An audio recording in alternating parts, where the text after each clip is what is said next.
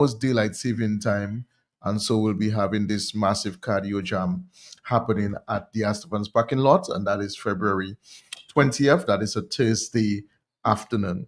We also have our 45 for 45. We are celebrating our 45th anniversary here in operations, operating in Dominica. Wow. And we're celebrating our 45 for 45.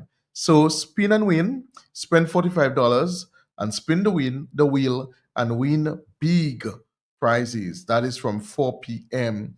to 5 p.m. And that is on Tuesdays in Portsmouth, Tuesday in Portsmouth, Wednesday at Mega, that is 4 to 5, that is.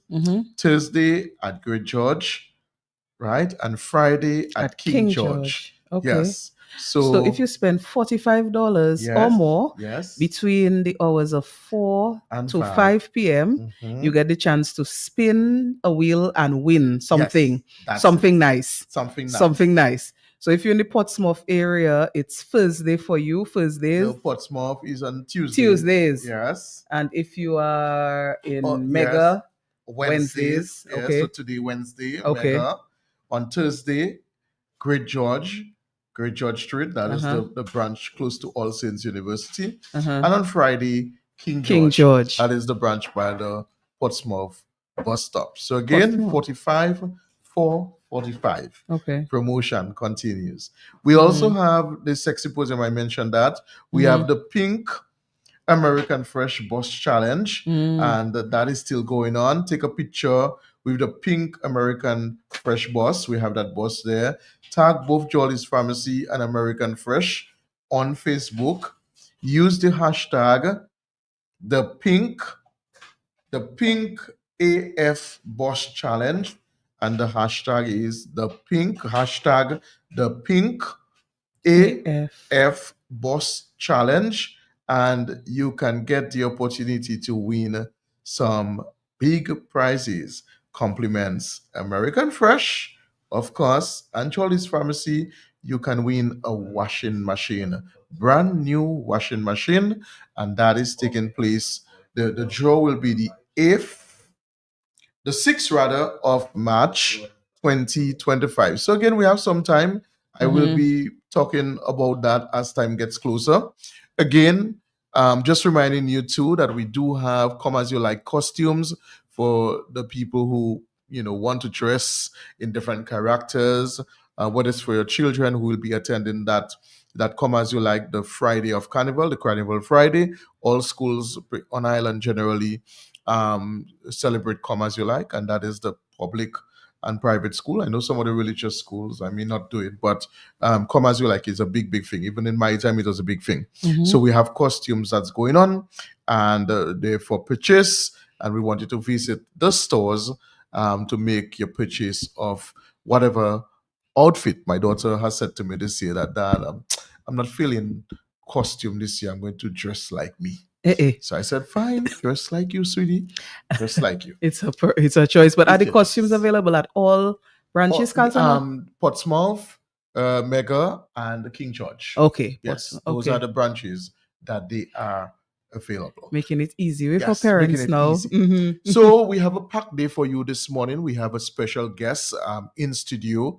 What we are going to do, it is a very, very important topic. We want you to call all your male friends and your female friends, but more specifically your male friends.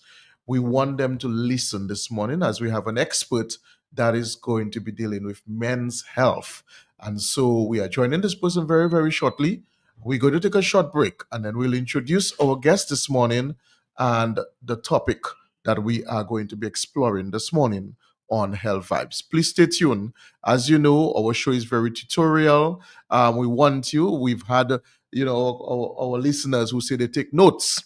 So today is a good day to maybe take a piece of pen, a paper, and you will hear from the expert some of the things that you may not even know that are facts.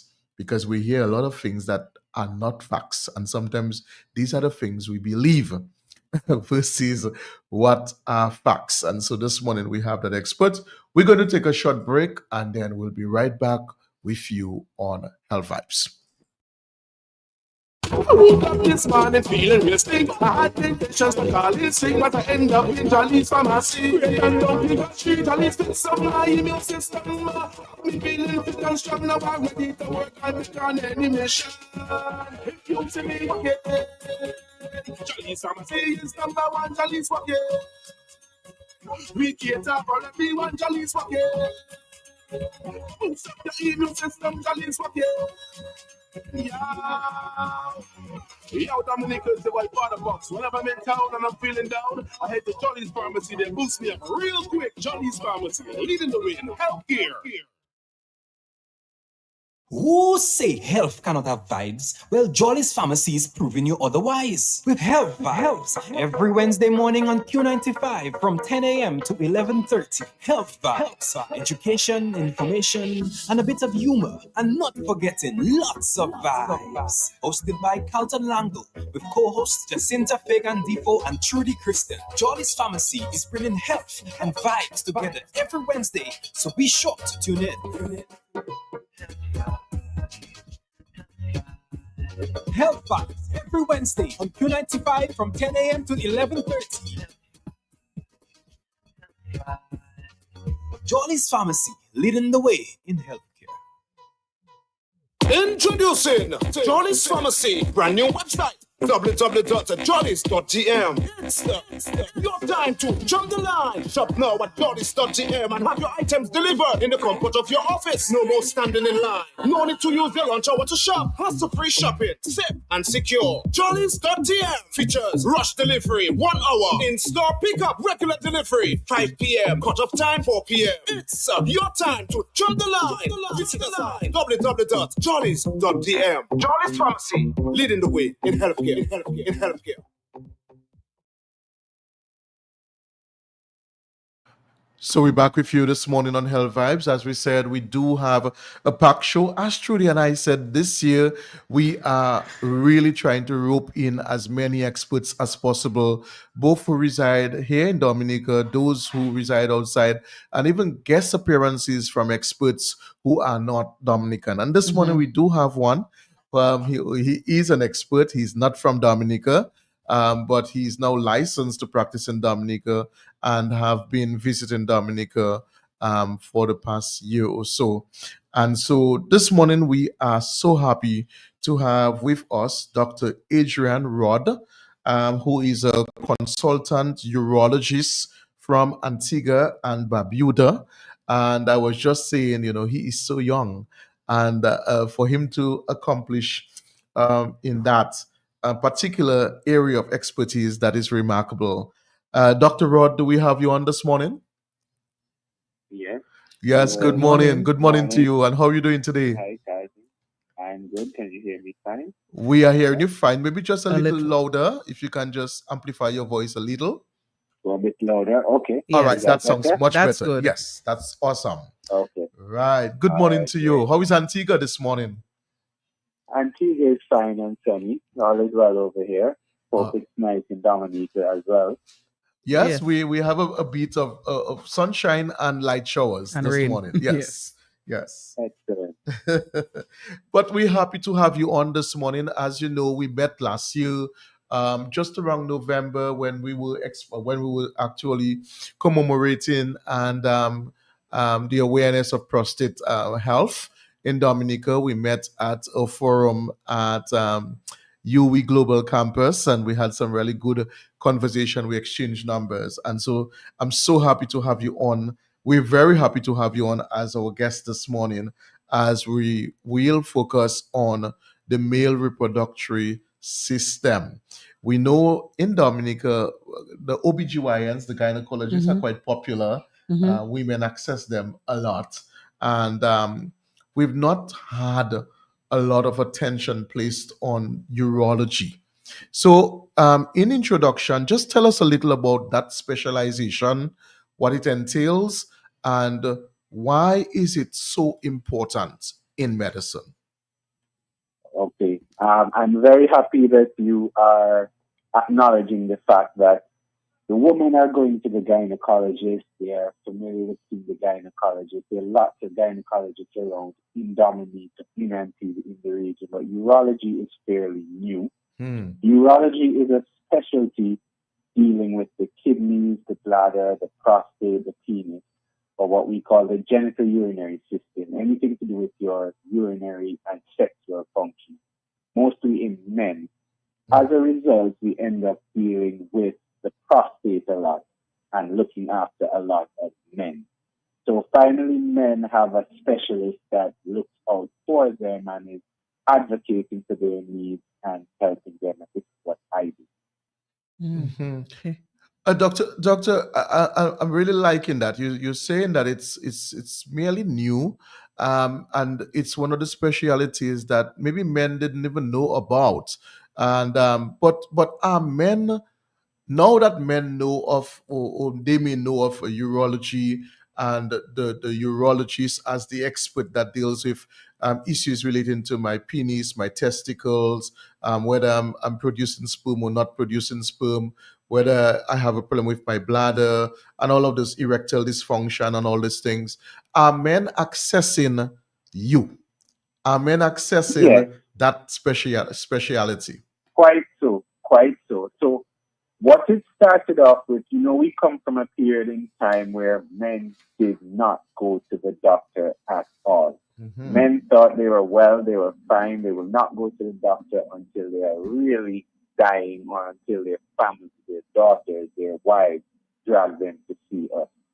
Most of it started with problems related to the prostate, and we have dealt with the prostate quite a bit, and prostate cancer. But now as urologists, we're doing a little bit more than that. We're now branching out into taking care of the full man. I like to call myself a men's health specialist, and that's where we go from here. I like that. I really like that. The focus on men's health. Teaching men how to be more responsible as it relates to their general health and wellness. Because a lot of us as males, we tend to focus more on the penis than even the brain's health. So it's something Exactly. immediately we might have a headache, and we may procrastinate and not knowing it might be a tumor that's there. But then once we recognize something does not work, or something seem to be indifferent about the genitalia, immediately we will try to find a doctor or some medical person to get an intervention. And so I'm glad that you are now encapsulating and saying that it involves the entire male man's health. Exactly. I'm So, liking so that. most men are interested in their sexual function, their Mhm. penis, their ability to perform, and that will get men listening. That will get men out. When I started as a urologist, we only focus on the male, the prostate, the penis. But no, the more we understand health, we realize that everything is interconnected. So Mhm. your penis will not work if your pressure is not controlled. Your True. penis will not work if your diabetes is uncontrolled, Mhm. if you are obese, if your testosterone is low. So really, you need to have a fully healthy person to have a healthy penis or a healthy prostate. And no, it is impossible to focus on one area if you want a healthy patient. But Mhm. that is what I do now. That is what we're learning. That is what most doctors, I hope, are doing nowadays. Yeah. I'm liking that. Yes. My co-host is here, and she's going to, as well as a female, she's going to Yes. as well. Yes, Well, I mean, we have a good balance here. I was listening intently, Doctor. As you answered some of the questions that Carlton had, and of course the importance of men's health. I like to hear that is at the fore now, particularly with your specialty. But I wanted to know from you. Of course, you practice in Antigua. Carlton said that you also are licensed to practice in Dominica.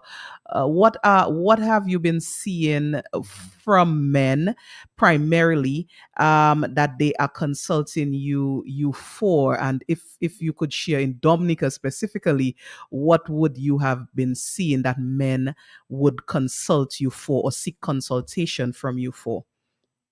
No problem. So So I'm licensed and practice. I'm licensed to practice in Antigua, Dominica, Montserrat, Jamaica, England. So I do have a broad range of exposures. For the most part, the conversation starts with the prostate. Starts with the prostate, the prostate, the prostate. Is this cancer that my PSA, that's the blood test we use to check for cancer, is elevated? There are lots of other men have difficulties with peeing. They're straining to pee. They find that they have to push to start. They find that they have to wake up a lot at night to go and pee. Some have blood in the urine. That is the commonest thing that I see. But I also deal with issues related to kidney stones, urinary tract infections. I also see women for certain urinary problems. But what gets the man through the door is this cancer? I am having problems peeing. Is this cancer? That's what I see. Okay. Interesting.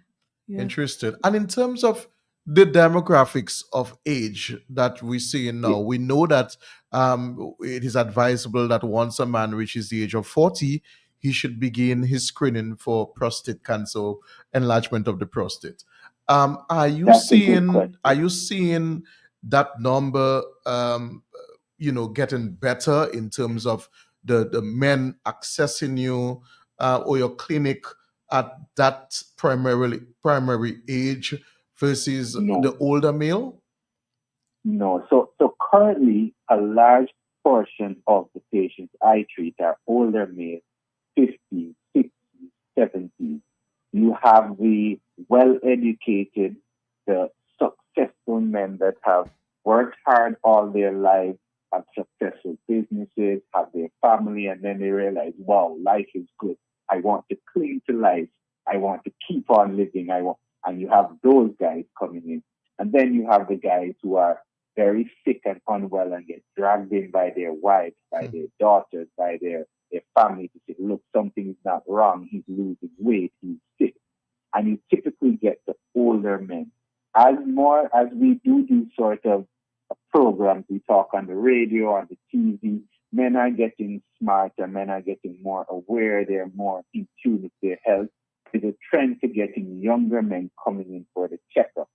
And the checkup now is more than just the prostate. The checkup is about health education, health awareness, talking about your pressure, talking about your sugar, talking about having a good relationship with your doctor, knowing your body so that if something is wrong, you can go and seek attention to any doctor early and not wait until it is too late, not wait until there's nothing that we can do before you present to the doctor. So, Doctor, I want us to focus a little shortly on prostate cancer and so forth. But in light of that, and based on what you're saying, there is still this gap with the demographic that we really want to kind of capture early. That age group, let us say from for especially with the prostate health, let's say from 40 to 48, that age group. How can we narrow that gap? What can you see to these men who may be listening right now and have never had a prostate screening because maybe of things that they would have heard, phobias, even certain ideologies or beliefs, merely because of some of the invasion that the screening may entail. How do we break down that information to them to make it more palatable, so to speak, that they can really identify the importance of regular screening? So that's something I've thought about a lot. Unfortunately, like women get comfortable with using the healthcare system and seeing the doctors early. When women start seeing their periods, when women go to do pap smears, when women are pregnant, they get familiar with going to a doctor and obstetrician, knowing what the doctor is, knowing their body, and then they are okay with going to the doctor from early. Men, on the other hand, if we're not sick, we don't go to the doctors. And as a result, literally the only time most men get sick is when they get older, and that's when they have the prostate issue, which is an older man's disease. I generally find that what I do, it started with educating these men. I tell them, look, You do not wait until your car breaks down to service your car. Most people service their car 2, 3, 4 times a year. It's the same thing with your body. At least once a year, you go in, you have a checkup with your doctor, you get your blood test done, and it's more than the prostate. And you don't even have to wait until you're 40. As long as you're living, as long as you're healthy, once a year, around the time of your birthday, you go into your doctor and say, I need a checkup. You'll check your pressure, check your sugar, check your weight, check your prostate, check your urinary issues. Then you get familiar with going to the doctor, having a conversation, knowing what is normal. And if there's anything abnormal, this is the time when you pick it up very early. This is the time when it is reversible, curable, without tablets, without medication. And this is what I have been preaching to the younger men. So by the time they get older, by the time it is about the prostate, they're comfortable with me, they're comfortable with their doctor, they know what to talk about, and that is what is changing the game for men. Wow, that's well said. Doctor, you just said something that triggered a question that I have. It's as it relates to what's normal. Of course, you deal with the urinary system. I wanted to get from you and for our audience as it relates to urination, voiding. What is normal in terms of frequency, in terms of what should alert a man, just in terms of urination patterns, that there is something not right? That's a good question. So voiding varies from person to person. It also depends on how much you drink, how much water you drink, and what do you drink and what you eat. But for the most part, when questioning men, if you're peeing more than 7 times per day, that may suggest a problem. If you are waking up more than 2 times per night, that may suggest a problem. Usually people have 3 types of problems with urination, 2 to 3 types. 1, difficulty holding the urine in, which means you're going too often in the day, going too often in the night. When you have to go, you really have to rush or you'll wet yourself.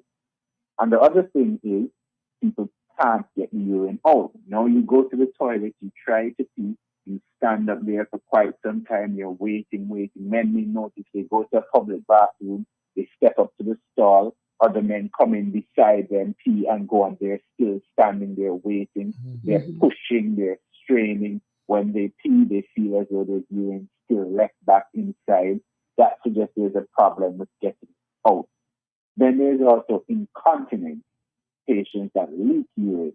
They may cough, they may sneeze, they may laugh and realize they drip and wet themselves, or they realize they rush to get to the bathroom and can't get there in time, and then they wet themselves. These are the main types of urinary problems men complain of, and to an extent, women.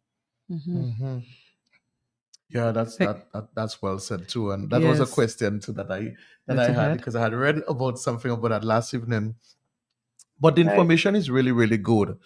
Doctor, we're going to switch a little in reference to the prostate gland. I know that the information has been more forthcoming than before, and many men kind of have an idea a little in terms of characterization of the prostate gland. But for those who may never know, do not know, they hear about the prostate gland and they wonder where it is, why a doctor has to go in that particular area to access it. Tell us a little about the prostate gland, its location and its function, and why that particular gland seems to be so susceptible to cancer. So the prostate gland is only present in males. Okay, it sits in the pelvis. That's the lower aspect of your abdomen. It is just behind the pubic bone. That bone low down above your penis, and it sits underneath the bladder. It sits just in front of your rectum, the area where your stool comes from, and it's basically just behind the testicles. Okay, so it's in a very deep area in the pelvis. What it is for, it produces a protein which helps to liquefy the sperm and the semen, so that when men ejaculate and the semen is in the woman, they can fertilize their partner. That's what it's for. Now, it has been extensively studied for years, and no one knows why it becomes cancerous or what causes cancer. Mm. If you can figure that out, you'll be very, very, very rich because it affects a lot of people. What we do know is that certain things increase the likelihood of you having prostate cancer. One, being black, being of African descent, right? Being up in age, greater than age 40, having a family member with prostate cancer, meaning a brother, a father, an uncle, or having a mother with breast cancer. All these things increase the likelihood that you as a man will get prostate cancer. It is believed now to be as a result of genetic testosterone. We are now in a very interesting era in modern medicine where we're basically finding out that everything is related to your genes, the type of genes you inherit, the changes your genes undergo as you live, the way your genes change with the environment and the things that you are exposed to. And we know for sure that's what causes the cancer, but we're not sure exactly how. So that's where we are internationally practicing. Wow.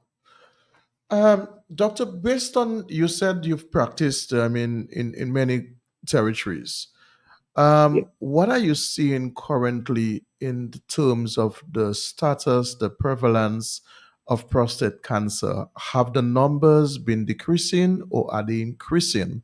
And if so, what do you Significantly think are increasing. some of the contributing factors that may be causing an increase or the decrease? Okay, so the numbers, especially in our populations with black people, are tremendously increasing. Hmm. And when you evaluate the data, the international data, the Caribbean or black men is second or third in the region which has the highest incidence, the highest number of new cases of prostate cancer. When it comes to the mortality, which region has the highest number of people dying from prostate cancer? Unfortunately, that is our region, which is very frightening. No, it is frightening for a number of reasons. One, we are small island developing states. We are relatively poorer countries. We have lesser specialists, lesser urologists than other places. We have less resources. We diagnose the patients less. We don't have cancer registries to count the numbers as well as other countries. And despite that, being not able to count well, not able to diagnose well, not able to treat well, we have the highest number of cases and most of our men are dying. So that's frightening. I do believe that with more interest, with more awareness, and more people coming out to get tested, the numbers will only continue to rise, which is frightening. It is going to affect most of us. It is said that 1 in 6 black men will get prostate cancer, and that is a frightening number, and there's literally nothing we can do. Unfortunately, we don't have a cure. The best that we have is early detection, where if you have early prostate cancer picked up by a PSA, you can diagnose it and have cure if it is early, but if it is late, you don't have a chance for cure. So it is something that will affect us personally as individuals. I'm sure most of us know a man with prostate cancer or a few men with prostate cancer. It is pretty costly to diagnose. It's going to become a burden on our countries, our healthcare systems, on our government. But these are the productive men of our society. These were the backbone of the society. These 60-year-old men are the people that work. They have sacrificed. They have built our societies, our countries to what they are today. And I feel more needs to be done to help them, to raise awareness, to help them, and also protect the new generation of men coming from behind them. Yeah, I wanted the second part of the question was in terms of, okay, so you've mentioned that the mortality rate is very high You've mentioned that Yeah, 1 in every 6 Black men, based on statistics, are showing that yeah, will have prostate cancer. The region is really, really high in terms of statistics. And you mentioned some of the challenges that experts are experiencing. But in terms of yeah, what do you think are some of the lifestyle contributors to this rise that definitely. we're seeing? Okay.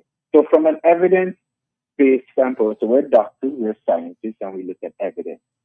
There's a lot floating around, and we live in an era where there's so much internet going out so much information on the internet. But from an evidence-based standpoint, we believe that diet is a problem. Okay, so it is thought that diets rich in red meat, rich in saturated fats, increase the likelihood of prostate and other cancers. So if you're eating a lot of red meat, diets which are low in fruits and vegetables. So if you don't get enough of the fruits, the vegetables, if you're eating a lot of processed food, which unfortunately is where we have become over the past few decades, that has increased the likelihood of cancer. Now, everything comes down to diet, diet, diet. There's an association between obesity and prostate cancer. As you're fatter, as you're carrying more fat, your fat converts your testosterone to estrogen, and the balance between testosterone to estrogen is very important for good prostate health. And we find that increasing weight increases the likelihood of you getting prostate cancer. So these are the usual suspects for healthy living, being healthy. And that is why if you get people to be healthy upfront, eat well, exercise, take off the weight, drink more water, avoid the processed foods, you're saving your people from not only prostate cancer, but all of the lifestyle related diseases. Mhm. Mhm. Doctor, I just wanted to tease something out of you a bit. It's a weird dichotomy that exists as it relates to testing or screening. As you Yes, mentioned, the more that we screen, or the greater awareness that we have, the likelihood is that the more cases we will pick you up. will pick up. But of course, Correct. early intervention, as you mentioned earlier, is what can save lives. So I just wanted, Yes. your specific take on why people should not, or just your encouragement then, to our listening audience, of why to not avoid screening, because people may hear, well, the more we screen, the more cases we're going to find, like how Donald Trump would have said, the more we test for COVID, the more the more we would have found Correct. in terms of numbers. Correct. But just your encouragement to screen, and what can be done if you are diagnosed early as opposed Yeah. to late. Mhm. So I like that. So I have to stress, right, that early detection of diseases is very, very good for the individual. Okay, if you are picked up, if you're diagnosed with any disease, high blood pressure, diabetes, prostate cancer, you have many options for treatment, inclusive of cure. Mm-hmm. The flip side of it, though, is you have to live and manage this disease for a longer period of time, which may be more expensive for a system. That is Mhm. why when Trump is saying, oh, if you're testing, you're going to have it, now you have to do something about it. You would much rather know what you're dealing with and choose to handle it, rather than be diagnosed at advanced stage where you're paralyzed, where you're pissing blood, you can't walk, and you have a few months to live. Than if you have an early diagnosis, you can educate yourself on the options and seek surgical treatment, remove the prostate or get radiation and hormones. It's a very, very, very different place to be in. And on having that discussion, a lot more men are aware and are coming forth. And I have to stress the issue with early prostate cancer is there's absolutely no sign, no symptoms, no pain. That is why we have to push men to go out for their general checkup, their wellness test. You cannot wait until there's a problem, there's a pain, there's a bleeding to get tested. Mhm. Often too late. So as long as you can encourage well men to come out to get screened, you can go into the offices, you can go into the communities and say, look, we're doing wellness testing for both men and women. Just know your numbers. This is where you get the best chance to make a big difference. Because if you pick up prostate cancer at the early localized stage, the likelihood of you living 10 years is like 95%. Wow. If you get picked up when the cancer has already spread, the likelihood of you living 10 years is like 30%. Wow. You understand? Yes. So this thing is very treatable early, very curable early. So we need our men to understand that, educate themselves about it. And then true, we can't force them, but by protecting these men who are the most educated men, the most experienced men of our society, we have a lot to benefit from as a country, as a society, where these men can give back. These guys are the advisors. These guys have the experience. These guys sit on the board. These guys are the managers. These are the guys that we need to take our community to the next.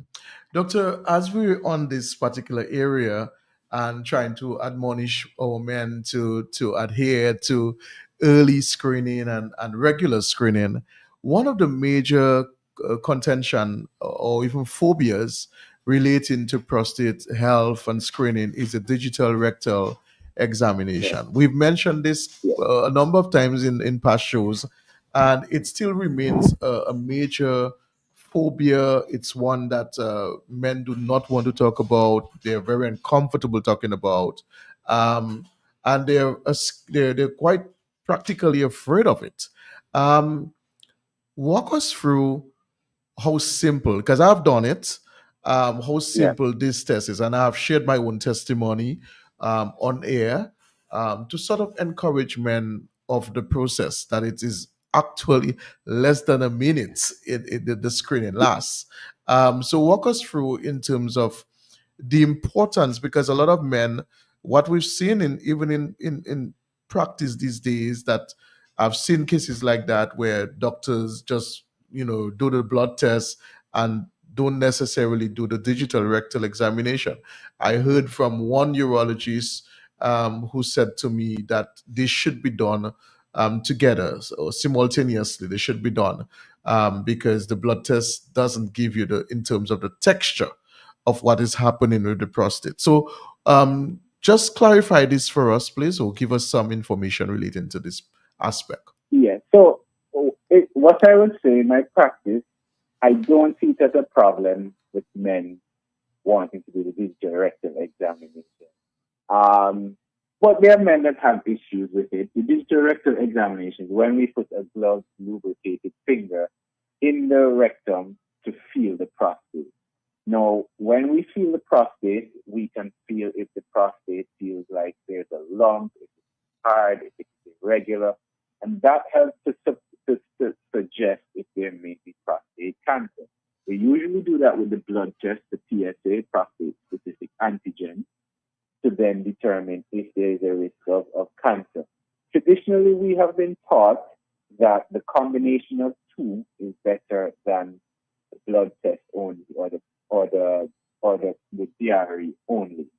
Now, the DRE, now, as data comes out, it is suggested that the DRE is about 50-50 and it's not as accurate as the blood test. But it helps. In medicine, you examine patients before you do tests on them. For the most part, it's good practice to examine the prostate as well as doing the blood test. But if a patient says, "Oh, I don't want to do I don't want to do the examination," then we can forego it and then do the blood and just do the blood test. But if the blood test comes back abnormal, it is very likely you have to move forward, do the examination, or even to do the biopsy. So it is eventually you'll end up having to need it. In the modern era where you have a special type of MRI, which gives a lot more information rather than the digital rectal examination, you can do the MRI. But MRI is very, very, very expensive. In some places, $2,000, $3,000, $4,000. You would skip a test that takes 2, 3, 4 seconds to pay $2, $3, $4,000. That's not good health economics. But True. in countries where you have unlimited resources, you can consider that, but that's not really the practice. Yes, so our conversation has been very interesting. I Very. know I see our online listeners, commenting and so on. I know our people listening on radio might also want to be joining in on the conversation. So let me just give the numbers so that our listeners can call if they have a question for the doctor here. Our number is 449-3095, 449-3096, 449-3097, 616-4257. If you're calling from overseas, of course, you can call on 305-432-9624.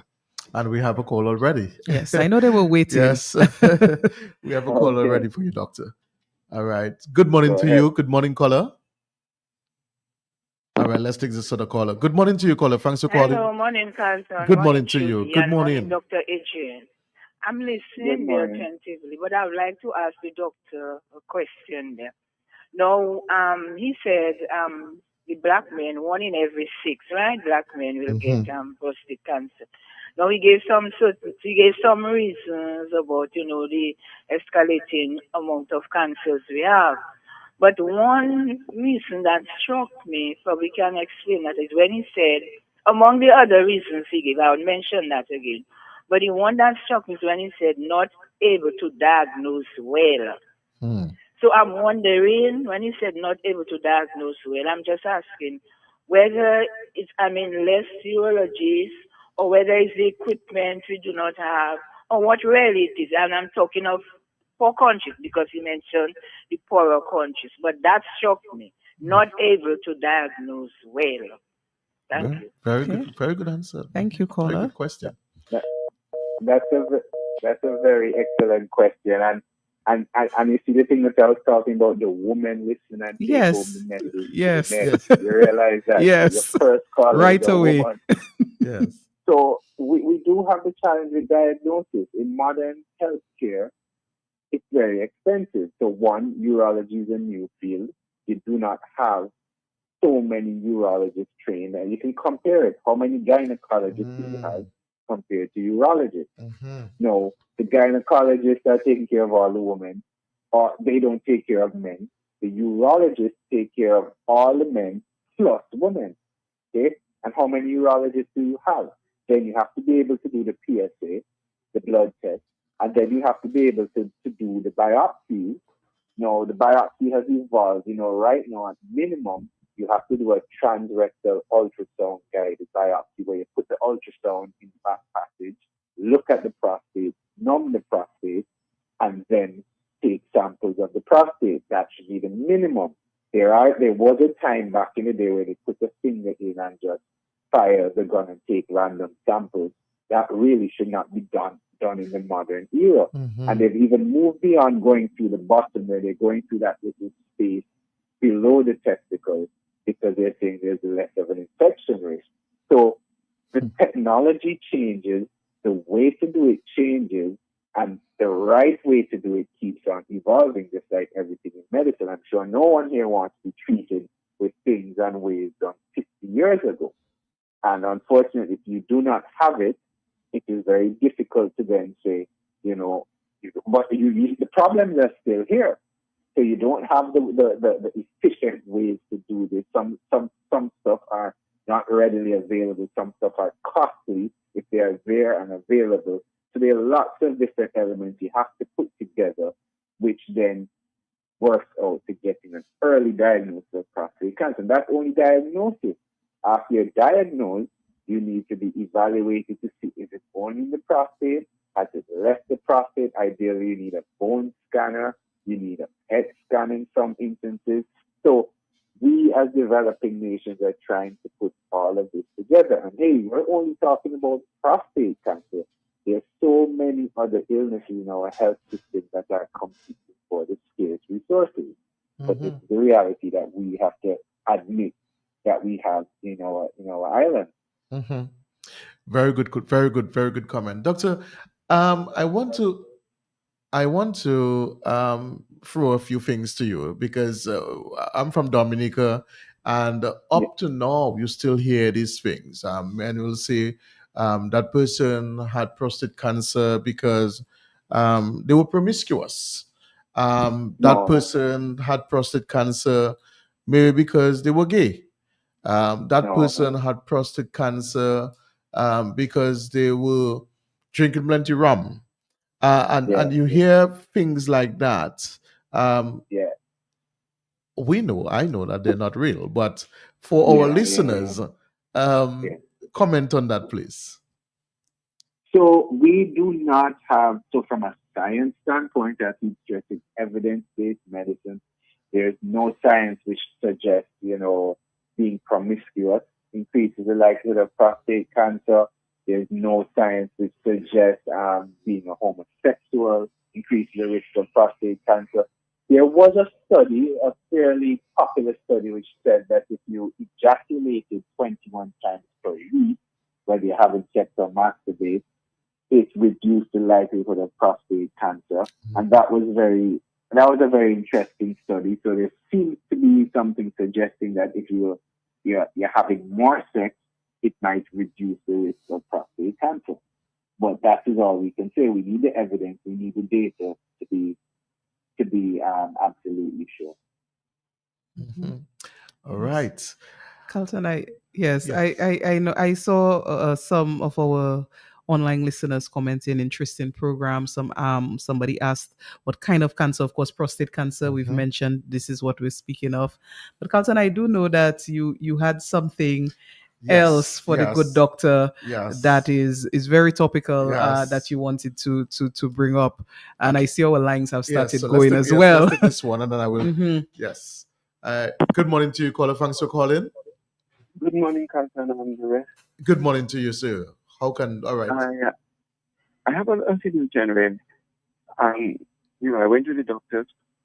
He took some samples for a biopsy, I think. And he told me that I could be able to get that in 6 weeks, my results in 6 weeks. Now it's over 15 weeks, and I can't get it. As a matter of fact, the doctor doesn't seem to remember who he did the thing for. I'm wondering, Repeat that's that. like, You said I you think said my- it gets it back in 6 weeks. Huh? Other? Go ahead. I missed some of what you're saying. You're breaking up. You said you'll get it back in 6 weeks. He and then said what? that I should get the result in 6 weeks, but I did that in Yeah. October, and I can't get it. So I'm Yeah. wondering if I should go back and ask him for my $1,000 and go to and do it to use another doctor. What do you think? Because I mean, So I need to know so- the situation. Yeah, so it's a number of problems. So it's not possible to get back your money because the procedure is already done. Now, this highlights the problems with accessibility. After the sample is taken, right, it has to then be sent to a pathologist, a pathology lab. And it comes right back down to our resources in this place. You then have to send your sample. When you send the biopsy to the pathologist, I don't know if it's a local pathologist. I don't know if there's a backlog. Mm-hmm. I don't know if they've sent it over to another country where they are to look at it. And there are many different things along the pathway which determine how soon you get back your results.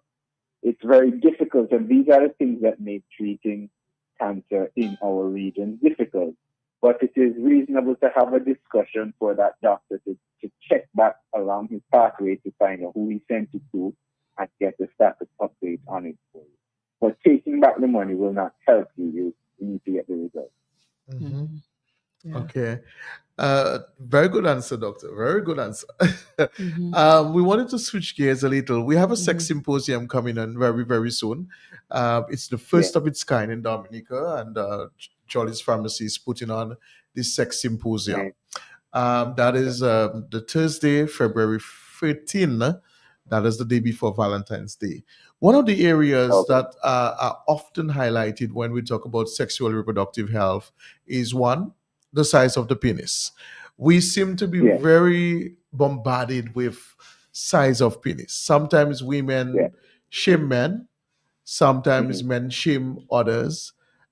It would seem that there is so much sensationalization regarding what is the perfect size. and Yeah. you go around and you ask, and people brag and say, well, I'm 9 inch, I'm 8.5, I'm 10, and so forth. How important is the size of the penis in reproductive sexual health? From a science standpoint and a reproductive health standpoint, there's absolutely no difference with size. Size does not matter. They have looked at studies, and on average, I think the studies have said that the average size is 6 inches, and that is erect, and it ranges from 2 to 3 all the way up to 8, 9, and 10. There's no better. At the end of the day, it comes down to your sexual partner, your sexual preference, because a 9 or 10 can be harmful or uncomfortable to certain partners, whereas a 2 or 3 may be uncomfortable or not pleasuring to certain partners. Mm-hmm. And that is the reality of the situation. From a medical health standpoint, there's nothing much that you can do. However, this argument will never be ended. There's a lot in terms of body shaming, body modification. There's a big field of men doing penile enlargement techniques. Mm-hmm. People are inputting fillers into the penis for length and girth and that sort of thing. So it's a big industry, but medically it doesn't really correlate to health, fertility, or any of that. Mhm. I want to follow up on that. Yeah. Above concern about size, I think concern about functionalities is also very widely discussed. A lot of Yeah. people, just in the same line of questioning, also speak of, duration of erection, and Correct. people try to extend their ability to maintain an Correct. erection. There's a lot of circulation of those Aphrodisiacs. sexual enhancement drugs. So, doctor, I That's wanted to correct. know, what contributes to the erectile, That's Dysfunction. correct. yes, performance of function of the man, and what are some of the things that can impede that That's correct. functionality? So generally, erectile function is another hot topic, particularly young, fit, well men. Mm-hmm. Now, the duration of sexual intercourse is once again subjective. It depends on the couple. It depends on the partner. Mhm. Some people say they want to go 20 minutes, 1 hour, 2 hours. And then for some partners, 10, 20, 30 minutes may be uncomfortable. It also depends on the partner. Sex is not one person.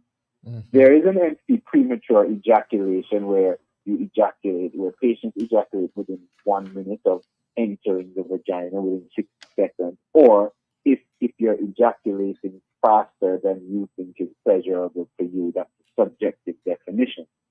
Now, to get the erection, you need to have 3 things working well. You need to have good blood flow, good blood vessels.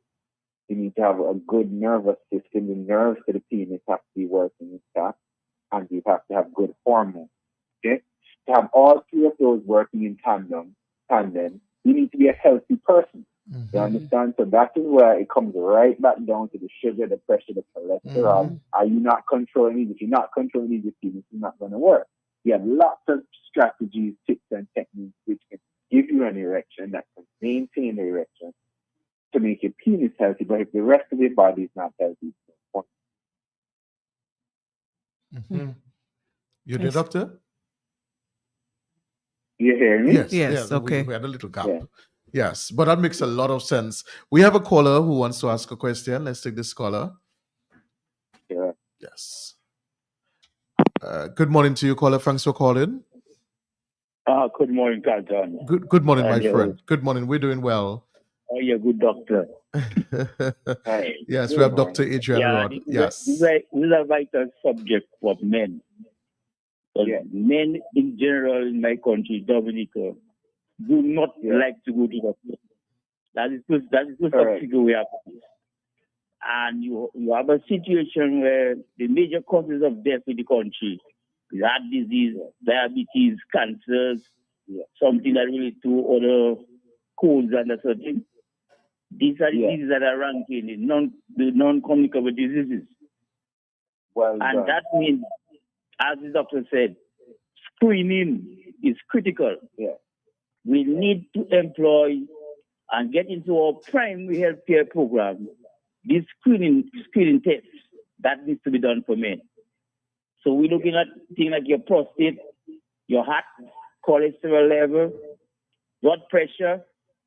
These vital areas need to be checked on a regular basis by men over 45.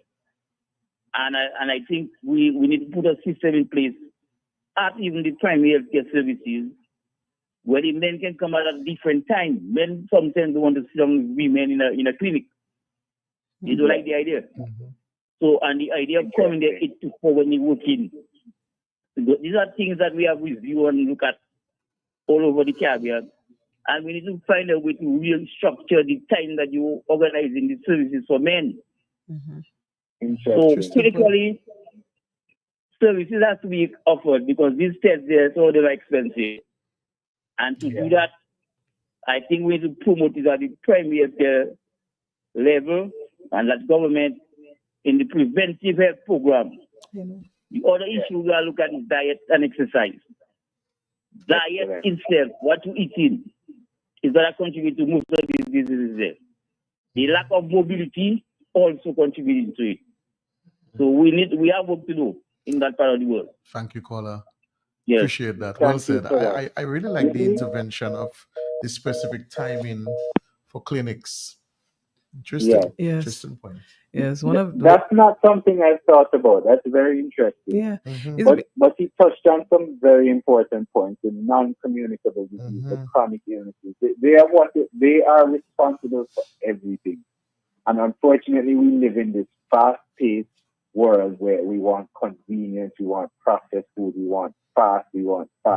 So this is what is leading to the heart disease, the stroke, the diabetes, the cancer. So it's time to start having this conversation, to start changing the way we live, changing the way we eat, and changing the way we move. I've never thought of the fact that men had an issue with sitting in a waiting room with women. Most of the time when patients come to my waiting room is filled with men. And one lady once commented and said, "Look, your room is full of men. Do you see women too?" So, I didn't realize that was something. But if you had urologists or urology clinics, most urology clinics are filled with men. Yes. So men will be comfortable sitting around men. But that's something to think about. And we want governments to support the health. I mean, governments are trying. It's up to us to let them know, as the experts, where we need to go, how we protect our society, how we protect them. Most governments are run by men. So this does appeal to them. But as I said, it's a fairly new specialty. You don't have a lot of urologists lobbying. But I like to move away from going to say, oh, government needs to, and say, look, what can you do? How can we empower ourselves to take care of ourselves before we start passing the blame to say, what can someone else do? What can someone else do for me? Why not we say, what can I do for me? That's a better approach. Very good. All right, Doctor. Time is wrapping up shortly. It's coming to. I know that you will be in Dominica very soon. And you'll be doing consultations, meeting with patients, and that the option of visiting you, of seeing you, is and will be available. Just let our listeners know where you're going to be. And what services that you are going to be rendering, offering to them, and if they want to make an appointment, where should they call? Contact information, yes. Okay, so I will be in Dominica next week, from seeing patients from the 13th to the 15th at Dr. Pascal's office, 11 Winston Lane in Goodwill. There are two phone numbers, 448-3551. I'll repeat that, 448-3551, 275-3551. So generally, it's the general men's health consultation. What I would recommend is for the men to bring their medication they're taking, because I can help review that, help them to understand that.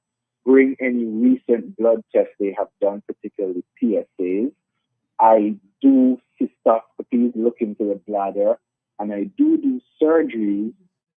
But depending on what it is, we will reschedule it for future visits. So there's quite a bit going on that we will be I'll try to pack in as many as possible in the period when I'm there. And doctor, from what time will your clinic begin? So I usually start around 8:30, go to 4:30, close to 5, depending on the numbers. The last time I came, it was the response was pretty overwhelming. So I will do my best to see as many patients that came. Usually you come and you don't have a lot of patients, and if people tell people so the next time you're full, but we're actually pretty booked up from the first visit. So it suggests that Dominicans are health conscious, they're aware, they're listening, and they want to do better for themselves, for their community, for their society. That's good All news. right. So again, Dr. Rod will be on island from February 13th to the 15th, and he'll be accessing or using Dr. Irvin Pascal's office in Goodwill. That is close to the Gospel Mission Church there in Goodwill. The numbers are 448-3551, 275-3551.